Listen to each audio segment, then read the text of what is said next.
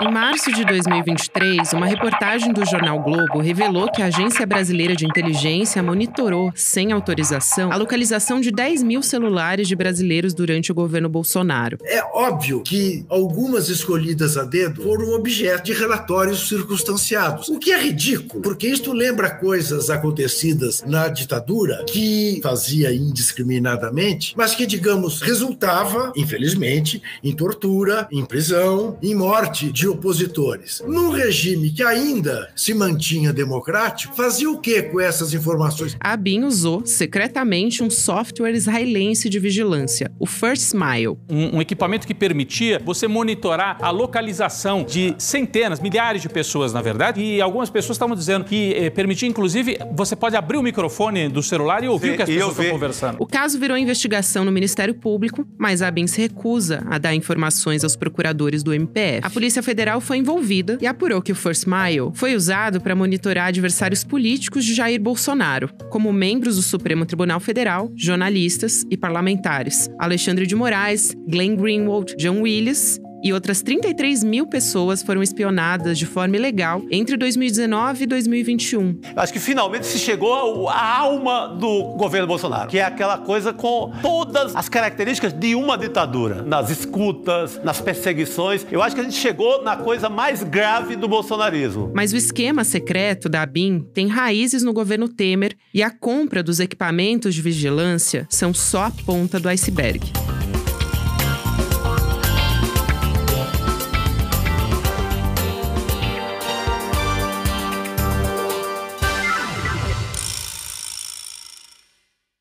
Segunda-feira, 6 de novembro de 2023.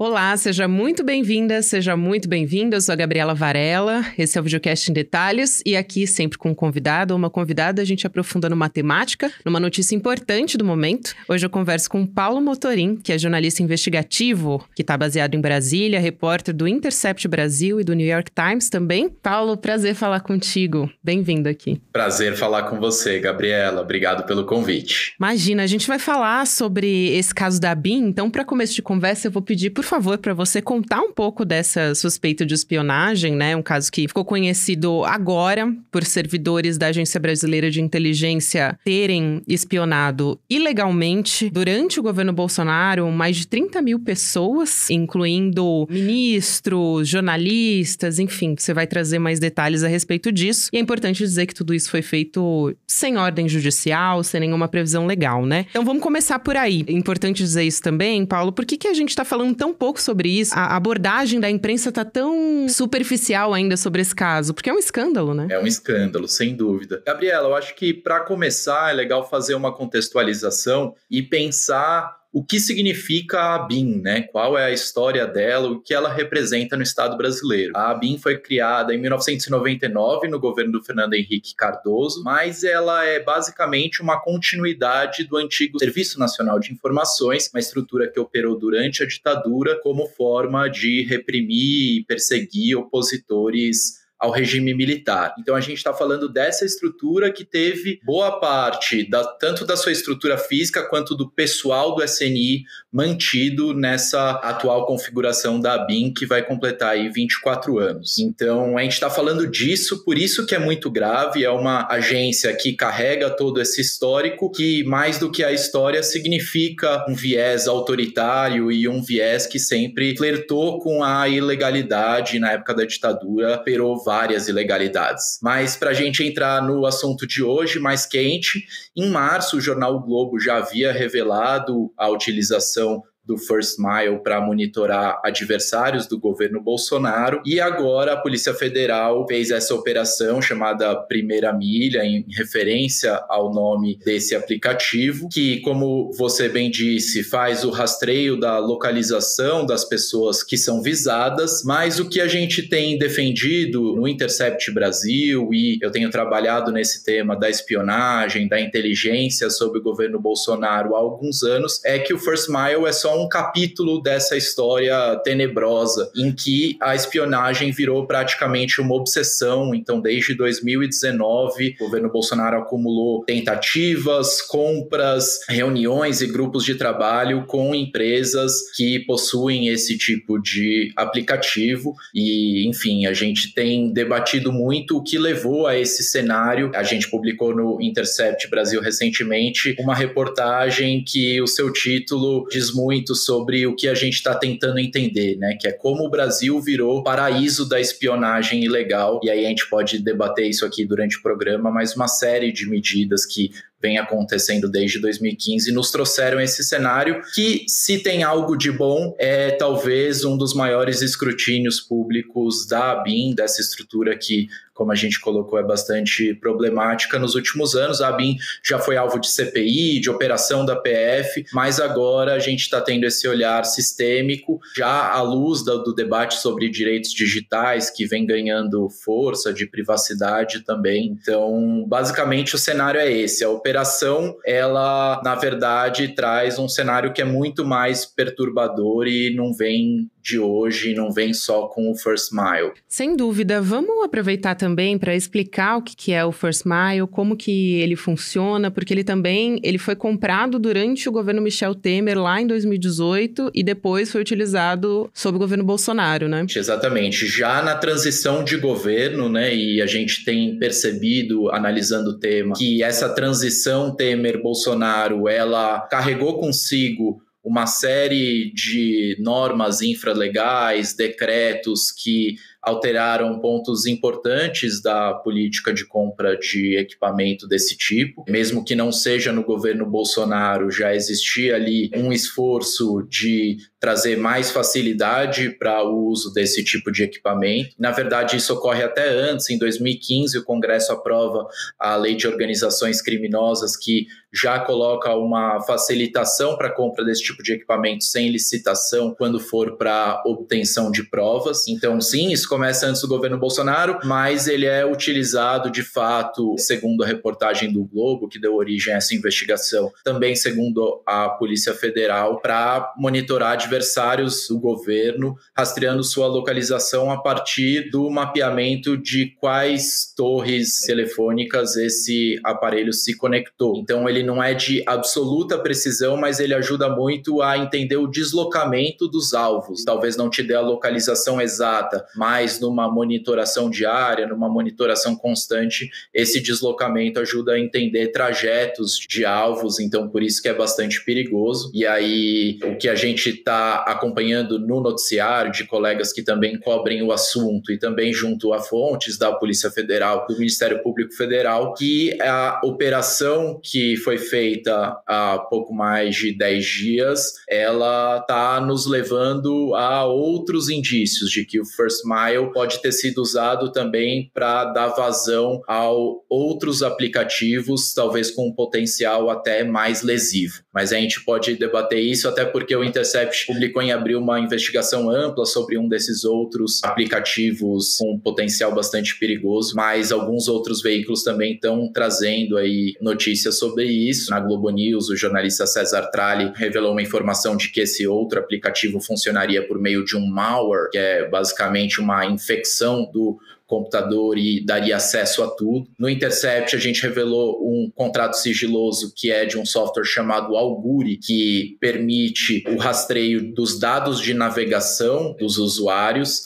Então, ainda não está muito claro aonde que essa operação vai terminar. Aonde começou, a gente sabe, desde março vem debatendo, e o Data Privacy, logo depois da reportagem do Globo, está cobrando essas informações. Então, First Mile já, de certa forma, a gente entendeu o problema dele e agora estamos muito preocupados e entendendo que agora é um momento de oportunidade para a gente revelar outras ameaças à privacidade dos brasileiros e à própria democracia, porque não foram poucos os exemplos da ABIN sendo colocada a serviço do projeto do governo Bolsonaro, que não é dúvida para ninguém, que flertou com o golpismo, que tinha muita admiração pelo período sombrio da ditadura militar no Brasil. Então, novamente, falei falei isso no início, mas na perspectiva do jornalismo investigativo, a gente também tem que encarar esse momento de escrutínio como uma responsabilidade nossa de trazer à sociedade essas informações, e também da ABIN e da Polícia Federal que está conduzindo a investigação,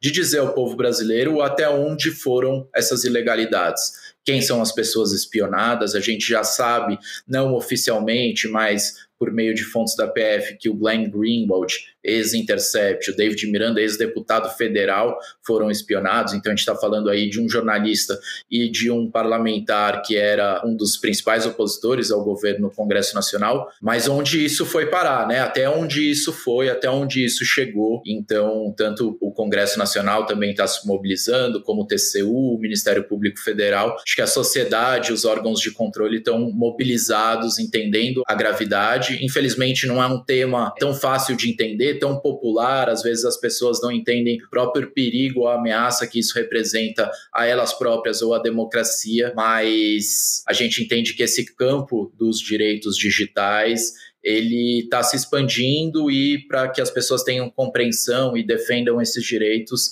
é papel do jornalismo, é papel dos governos trazer isso à luz. Pois é, Paulo, e até você falou aqui do Glenn Greenwald, né, do David Miranda, também um homônimo do ministro Alexandre de Moraes, né, o que levanta suspeitas a respeito de uma tentativa de monitorar o próprio ministro Alexandre de Moraes, notadamente adversários do governo Bolsonaro, né, e eu acho muito importante você ter ressaltado isso. E aí eu te pergunto qual é a previsão legal para o uso desse tipo de software, né? Eu imagino que cada um tenha um modo de utilização, de monitoramento diferente, mas falando especificamente dele, né, que a gente descobriu esse caso, qual que é a previsão legal para o uso dele e o que está em jogo especificamente? A gente está falando aqui de perigos, né, de dados sensíveis das pessoas que podem ser monitorados, enfim, e sem previsão legal. Então, o que está em jogo aqui? Quais são os dados sensíveis que podem ter sido acessados? É importante, quando a gente debate esse tema da inteligência, Gabriela, a gente tomar alguns cuidados, porque de fato é um tema árido e que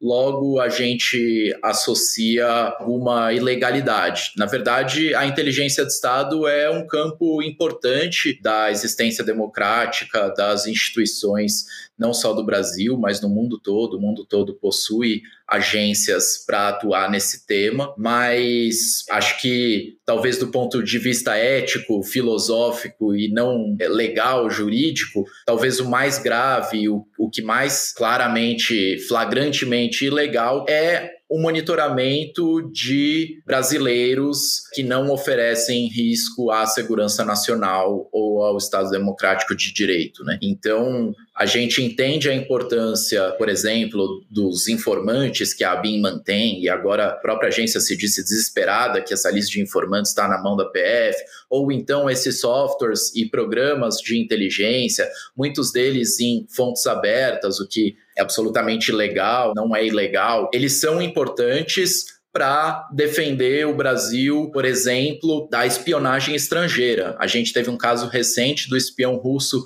Sergei Cherkasov, que se passou por brasileiro, passou anos no Brasil vivendo como um espião. Ele não foi o primeiro caso, há um outro caso também recente de um espião russo que esteve no Brasil, e veículos de imprensa pelo mundo discutem o quanto que o Brasil virou também um paraíso para espiões estrangeiros ilegais devido à facilidade de obtenção de documentos, a corrupção dos cartórios brasileiros. Então, para isso é extremamente válido, né? A gente se proteger como nação e usar a inteligência de Estado de forma ética para afirmar o Brasil como o país que é, um país seguro e que está na dinâmica global e deve ter, sim, a sua agência de inteligência. Mas quando essas tecnologias são usadas para encarar os próprios brasileiros como ameaça interna, eu acho que é absolutamente legal. A legislação da própria Constituição da BIM, que cria a BIM, ela coloca esse limite de cidadãos que não estejam sob suspeita nenhuma de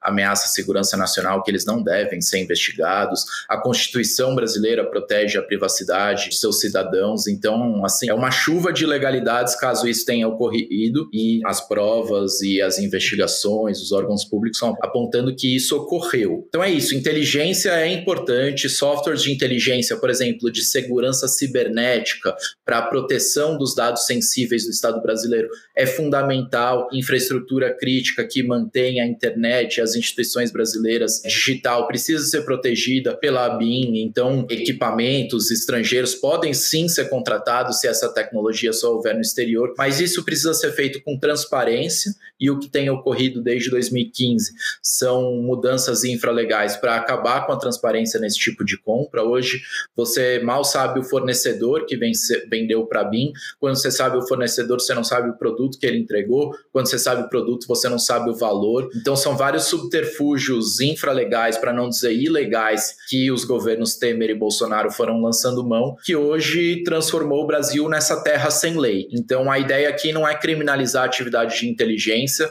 mas é identificar o que é crime nessa atividade de inteligência que foi desenvolvida no Brasil.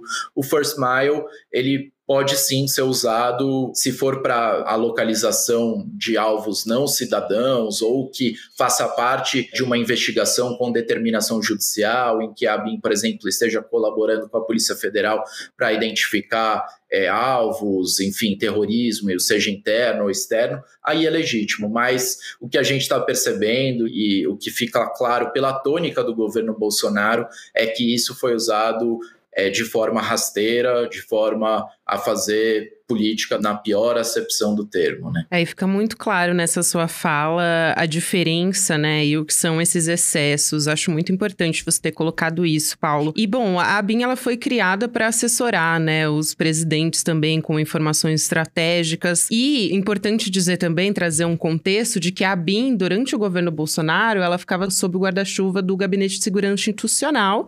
E aí, quando o Lula assumiu, ele retirou isso do GSI e colocou na Casa Civil, né? Esse controle resolveu um problema de aparelhamento, que foi uma coisa que a gente teve muito forte durante a gestão Bolsonaro, né? Eu gostaria de responder que sim, Gabriela, mas infelizmente a gente não tem indícios dessa mudança e eu vou tentar explicar rapidamente, né? Esse pleito para sair da ABIN, da Casa Civil, ele partiu de entidades de classe ligada aos profissionais de inteligência, do corpo de servidores da ABIN. Era um pleito antigo de que essa estrutura saísse de uma estrutura militar e passasse para uma gestão civil. E isso, no bojo da transição de governo, que teve uma série de ameaças movidas por militares, para não dizer tentativas golpistas movidas por militares, o governo petista acabou acatando e efetivando essa movimentação do órgão em direção à Casa Civil. Mas o que a gente percebeu, principalmente a partir dessa operação Primeira Milha, é que o pessoal, e aí eu já trouxe isso lá no início, quanto que o corpo de servidores da ABIN tem muitos integrantes do SNI que vem com a mesma lógica, continuou o mesmo, para não dizer subiu de escalão, né? O número 3 da ABIN, ele vem do SNI e é um dos alvos dessa operação da Polícia Federal. Então, acho que isso é bastante marcante de que, mesmo com a mudança de estrutura para uma estrutura civil, a própria ABIN carrega essa herança militar, essa herança autoritária no seu corpo. Então, infelizmente, a gente não pode dizer que resolveu. E aí eu vou trazer mais um indício para corroborar essa argumentação. A gente publicou no Intercept, na semana passada, uma reportagem sobre um conflito de interesses que envolve um agente da ABIN, e aí a gente pode até depois contar um pouco melhor desse caso em específico. Mas só para ilustrar esse argumento, na entrevista que eu fiz com ele, sendo um servidor da ABIN, ele sustenta que o Partido dos Trabalhadores é um braço político do primeiro comando da capital, que por sua vez seria um braço internacional do PCC chinês, o Partido Comunista Chinês. Bruno, eu tenho aí mais de 10 anos de atividade. Você recebeu a informação de uma pessoa ligada ao Partido dos Trabalhadores. Meu Deus! Né? Que está... Calma aí, cara. Eu vou te falar quem é, porque se você não sabe, eu te falo. Uhum. A pessoa é ligada ao Partido dos Trabalhadores, tá bom? Certo. Portanto, é ligada ao crime organizado. Ah, calma. Esse pulo eu não peguei. Partido dos Trabalhadores... Porque o Partido dos Trabalhadores... é o braço político do PCC. Você não sabe. Esse é o serviço de inteligência que o senhor vende, né? É o braço político do PCC. E o PCC é o braço criminoso do PCC chinês, Partido Comunista Chinês. Meu Deus! Cara, se você é um jornalista e não sabe disso, você é um excelente jornalista. Excelente. Eu vi isso, é surreal. É assim, gente, não é sensacionalista, é verdade. Essa conversa aconteceu e foi gravada. Foi gravada. E acaba sendo triste porque demonstra o alto grau de politização dos próprios quadros da ABIN. Além de mostrar também uma tendência que a gente está enxergando também a partir da Operação Primeira Milha, dos casos de conflito de interesse na agência. Era um agente que a gente mirou, né, no bom sentido nele, os olhares jornalísticos em função desse caso de corrupção, né, pode-se dizer, de possível esquema de corrupção, e o que ele demonstra para a gente é que usa dentro do corpo de servidores da ABIN uma visão que é absolutamente conspiratória, comprovadamente conspiratória, aqui não estou fazendo juízo de valor, mas qualquer agência de checagem, site jornalístico ou qualquer cidadão que não esteja numa lógica radicalizada ou extremista sabe dessas informações. Eu acho que é por isso que essa reportagem teve uma repercussão tão grande. Mas para concluir, essa mudança para a Casa Civil, infelizmente, não foi o bastante. A desmilitarização da ABIN ela precisa ser mais profunda,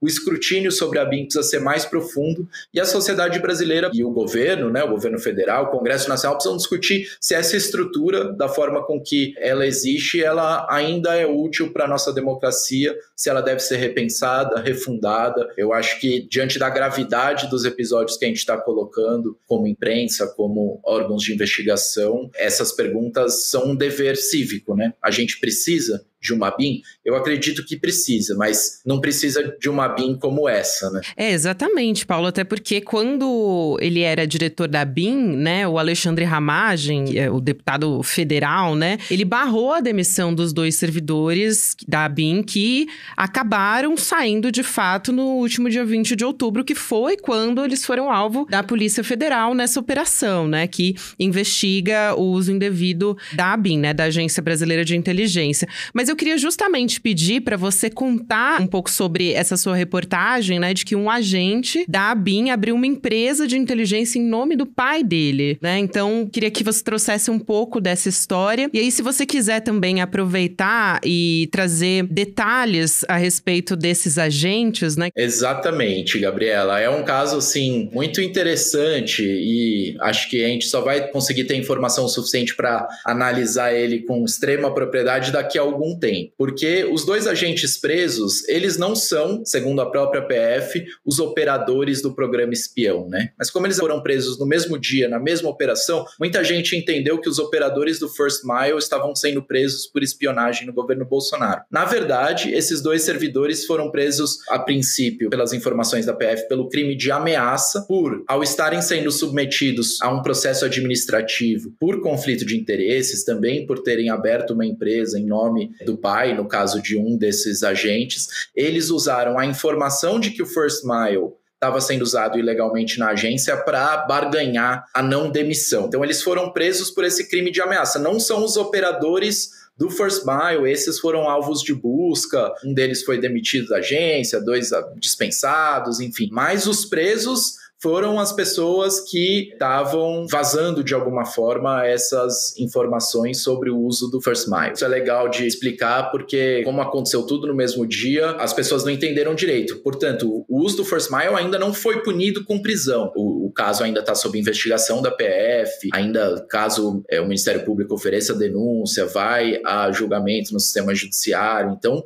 o First Mile a gente está longe de resolver. Esses foram presos preventivamente por estarem atrapalhando as investigações e ameaçando esse uso. E é curioso porque a gente sabe que um desses agentes, ele atuava como pesquisador da Universidade Nacional de Brasília, contribuía com uma série de entidades ligadas ao tema da privacidade, da vigilância. Então, de fato, ele tinha esse teto de vidro, vamos dizer assim, de ter aberto a empresa com o pai, o que é um absurdo, e a nossa matéria do Intercept depois sobre um outro caso também trata disso, mas eles não foram presos pelo uso do First Mile. Bom, agora para falar dessa empresa, dessa reportagem mais recente, que teve esse áudio que viralizou nas redes sociais, que é a minha entrevista com esse agente da BIM. Esse agente entrou no radar durante uma investigação que eu comecei em abril sobre o uso do Auguri, que eu já falei aqui mais cedo, que é esse software também que a gente, com base em documentos sigilosos da BIM, está demonstrando que foi usado ilegalmente. O Bruno Albuquerque, que é esse agente, foi apontado para mim por mais de uma fonte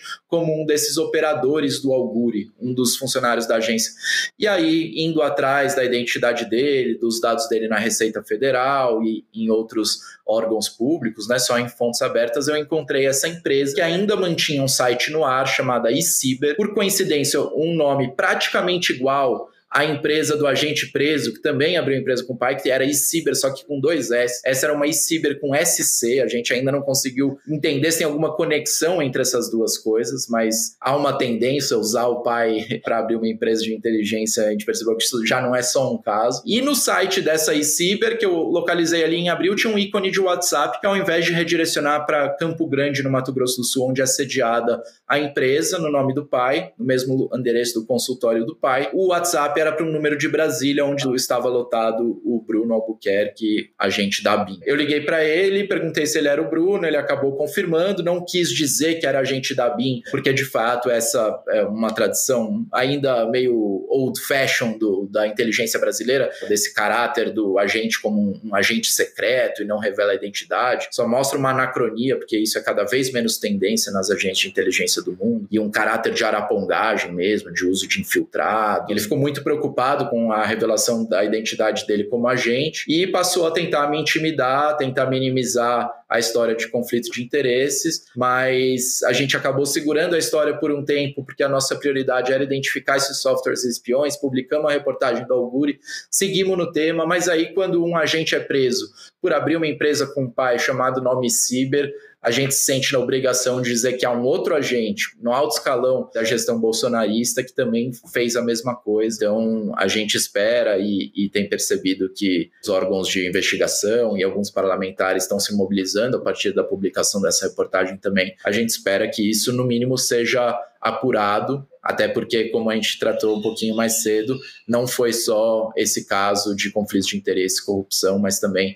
uma visão absolutamente conspiratória do partido que governa o país. Infelizmente, a gente tem que dizer que essas pessoas estão na nossa agência de inteligência, mas ao mundo a gente tem a responsabilidade de dizer que o Brasil é muito mais do que isso e pode ter uma agência de inteligência equiparada aos grandes órgãos do mundo, agir dentro da legalidade e da transparência. Exatamente. Eu acho que para fechar, Paulo, e é muito interessante esse caso, né? Justamente porque esse caso que você revelou desse agente, o Bruno, é muito parecido com o que foi revelado, né? Depois da Polícia Federal deflagrar essa operação contra a espionagem ilegal durante o governo Bolsonaro, né? Então, é bastante interessante. Agora, essa história que você traz sobre as vulnerabilidades, né, dessas ferramentas, muitas vezes, desses programas, eu queria falar principalmente sobre o quanto o Brasil, na verdade, o Intercept, né, vocês trazem isso muito bem explicado na reportagem que vocês falam sobre como o Brasil virou um paraíso, né, como você saltou, de espionagem legal com Michel Temer e Jair Bolsonaro. E aí, como é que aconteceu? Eu acho que pra gente fechar essa conversa,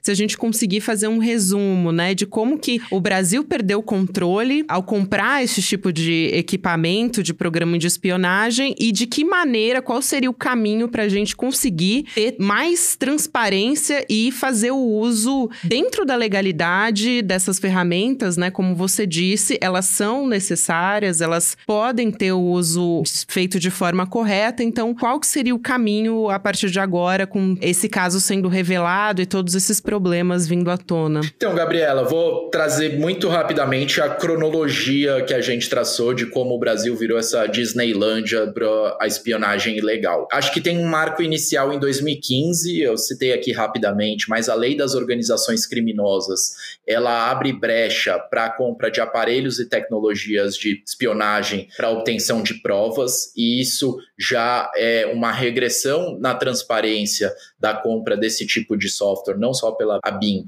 mas também por órgãos policiais e de investigação. Então, em 2015, a gente tem esse marco inicial ainda no governo Dilma. Em 2018, a gente tem algo mais importante, que é a Política Nacional de Segurança da Informação, já na transição Temer-Bolsonaro, que eu acabei colocando aqui, mas tem um artigo dessa política que abre espaço para contratações sem concorrência pública, abre aspas, com base na ameaça à segurança nacional, fecha aspas. E isso também passou a ser um argumento infralegal, porque não é uma lei, tem tanta importância quanto a lei que regulamenta a ABIN ou quanto a nossa Constituição, mas que começou a ser usado como argumento para esconder esse tipo de compra, que tem sido a principal estratégia. E em 2021, o general Augusto Heleno, ministro do Gabinete de Segurança Institucional, e o Jair Bolsonaro assinaram um decreto presidencial que também admite equipamentos de inteligência entre produtos que o executivo pode comprar sem licitação. Então, esse é o conjunto aí de mudanças, essa alteração na lei das organizações criminosas e essas duas normas infralegais. Mais que isso, a gente tem no Congresso Nacional a Comissão de Controle e Fiscalização das Atividades de Inteligência, que é a CECAI.